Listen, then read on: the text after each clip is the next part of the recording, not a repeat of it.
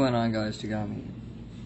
So in this video I'm going to show you how to root the Galaxy S7 Edge Qualcomm based version. Now I did say Qualcomm based, so you cannot root the Exynos. So if you do not know what I'm saying and it sounds crazy to you, I recommend you do your research first on the Galaxy S7 Edge. So I'll explain to you right now quickly.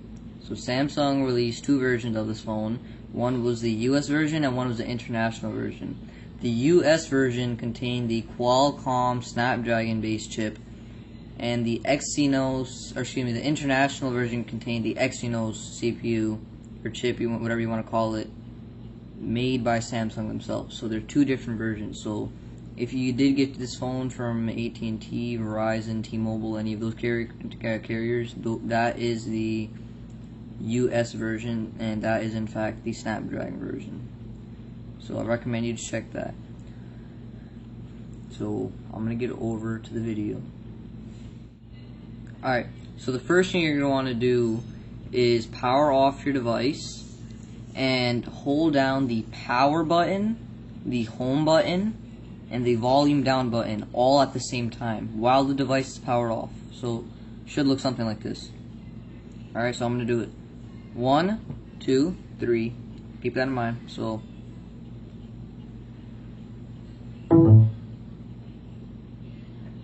then you'll see warning, a custom OS can cause critical problems and all that. It'll say continue, cancel. You're going to want to hit volume up for continue. Then it'll get to this, downloading. There you go. If your phone isn't already connected to your computer. I'll be right back. I'm going to head over to the computer so you guys can get a visual.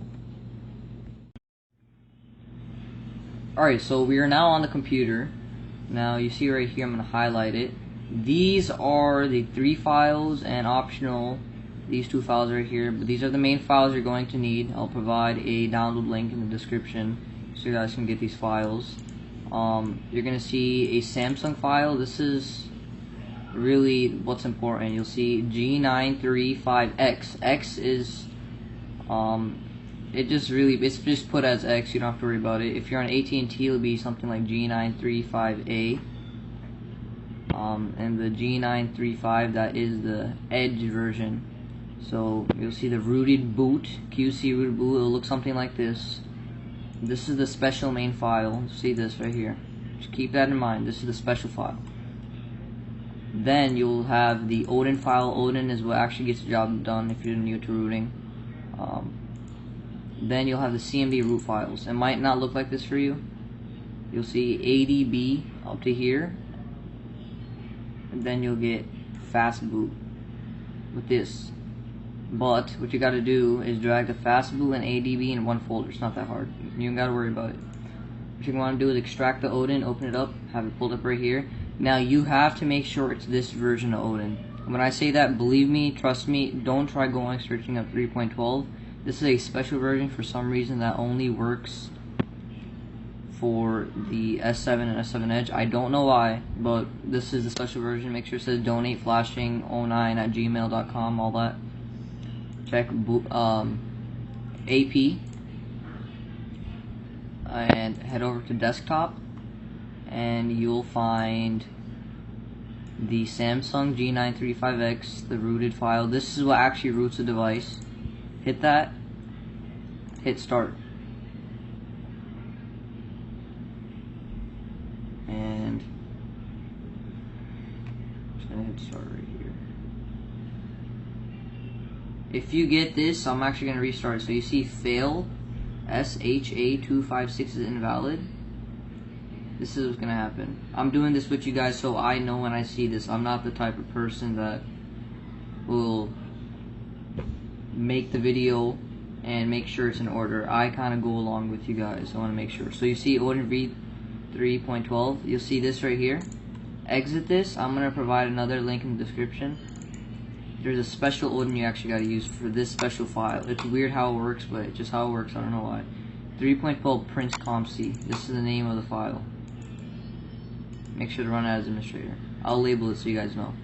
So this is the one, Prince CompC. This is what you need to use. I apologize for that.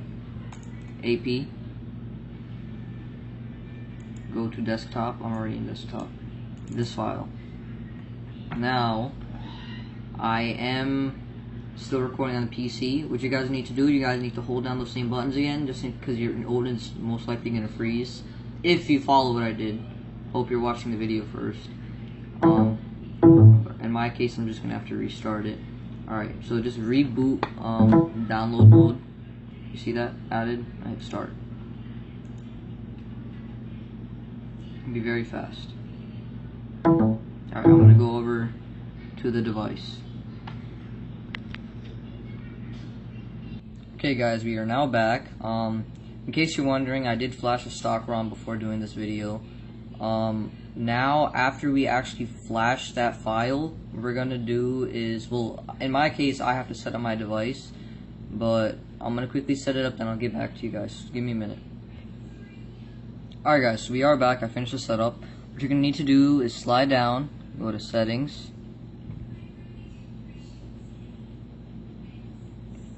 slide over, go to system, about device, scroll down, you'll see build number, tap that about 7 times until you see this. You are now a developer, or developer mode is on. Then go to developer options, you'll see it when you back out. Make sure that OEM unlock is on and USB debugging is on. Now, after flashing the file, automatically for some people this turns on and this turns on. It doesn't really matter, but in my case I did not set up the device yet, but still assure that that is on after flashing the file. Doesn't really matter. I'm gonna head over to the computer for the next step, so I'll be right back. Alright guys, so we're now back on the PC. So the next step is to go into that CMD root file thing I was talking about. If you haven't already, drag the fastboot file into the ADB or vice versa. Make sure they're in the same folder. Now what you're going to want to do is hold down shift. People go wrong here. Hold down shift and then right click inside here. You'll see open command window here. Make sure that you hit shift, because I get a lot of people having problems with that because that doesn't open up. So make sure you hold down shift, then right click, and you'll see it. So now you're inside this folder. Assure that your device is connected, and the USB debugging, all that's on. I just went over that. Now type in here, type in ADB devices. When you hit enter, you'll see this right here, daemon not running. Daemon started successfully, and it'll show, you see the E680F, that is the device. Now after here, you see this root file right here. Just type in root, no spaces, alright? Just, I know people have problems with that too. .bat, root.bat, hit enter. Just give it a minute. It's gonna run through this. Don't freak out if it looks like it's freezing or something. So just let it run. Alright. It's not too long of a process, so I'm just gonna sit here and wait with you guys.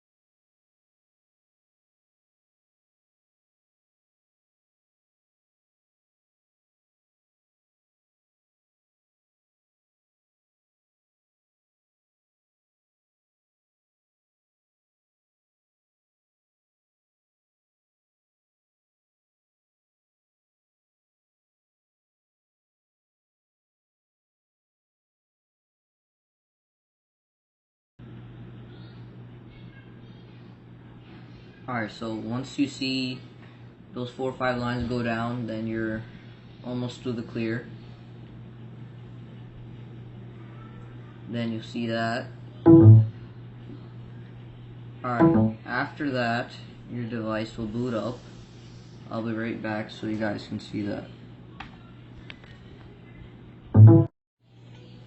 Alright, so now my device is booted up. I did not happen to catch it on video, but when it booted up, it had the custom unlock sign on the boot.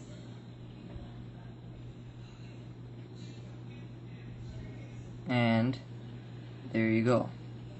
So now you may notice that your phone is lagging a little bit. Maybe not for some, probably. If you go into your apps, you'll see SuperSU. Let's head over to SuperSU and see what's happened. So hit no thanks. Now all of it's enabled, but here's what I want to do. I'm going to download root checker. I'm going to be right back. Alright, so now we got root checker installed. I'm going to head over to root checker. Show you guys that I have root. Okay, verify root. Then the SuperSU is going to pop up right here. Hit grant. And congratulations, now we have root. Before I go, I'm going to pause the video again. I had mentioned that you're going to have lagging issues. I had mentioned that a little bit earlier. To fix this, you're going to have to install a CPU tuner or CPU controller. I recommend Trigga mod. I'm going to quickly install that also. I'm going to be right back. Okay, so now we got Trigga mod installed. I forgot to mention that you also need BusyBox. Not a big problem. Once you open BusyBox, just install the files for it. Then open Trigga mod. So here is the culprit for it. Actually, no. Let me quickly clear all my apps. If that does happen for you, you have to clear your apps sometimes. So let's install BusyBox. Open. I can do this with you guys so you can see it. Do cleanup and install in normal method because you don't have a custom recovery, and neither is there a way that I'm aware of that you can install a custom recovery on Qualcomm. Hit next.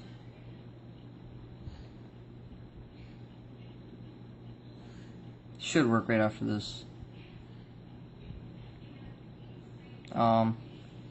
So if this does not work, I will show you guys. Okay, no, it worked. Just want to make sure. So now we open Trigga mod, press this right here, head to general. Now we scroll down, you'll see this. You will see that frequency lock is on. Try to lock minimum and maximum frequencies using permission trick. Keep that on, but you will see the governor for the CPU is on performance. Set that to interactive.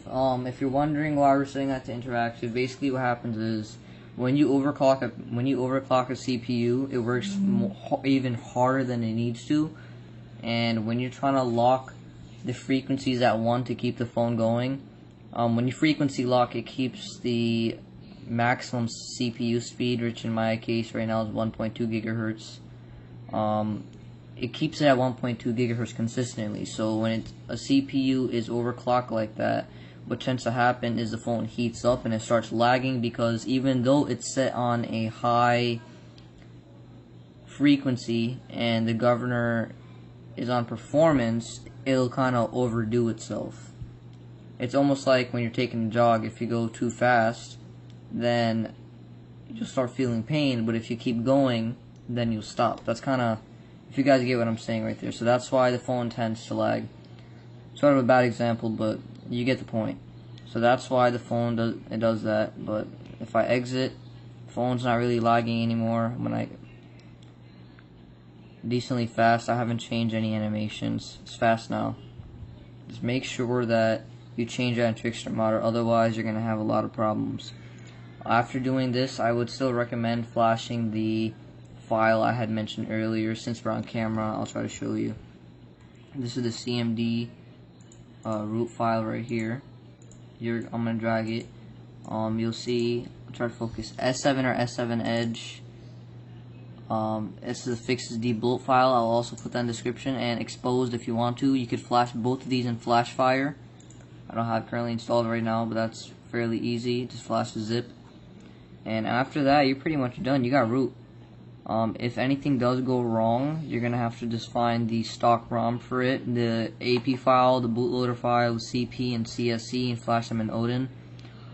Keep in mind that I had used two types of Odins. One was a Prince ComC and one was a regular 3.12. I'm gonna put all that in the description. Just try rewatching the video if I did confuse you. I tried my best with this, but I go along with you guys because if I do run into something, I like to mention it first.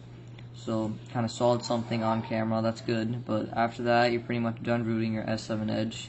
Keep in mind, this is a Qualcomm. I keep saying that, I know, but I remember when I first picked up this Qualcomm, I accidentally flashed the Exynos file for this, and I got in a boot loop. It's like to mention that on camera, because not a lot of people do. So after that, you rooted your S7 Edge.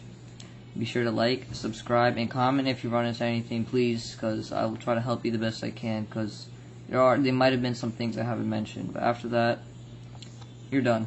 Peace out.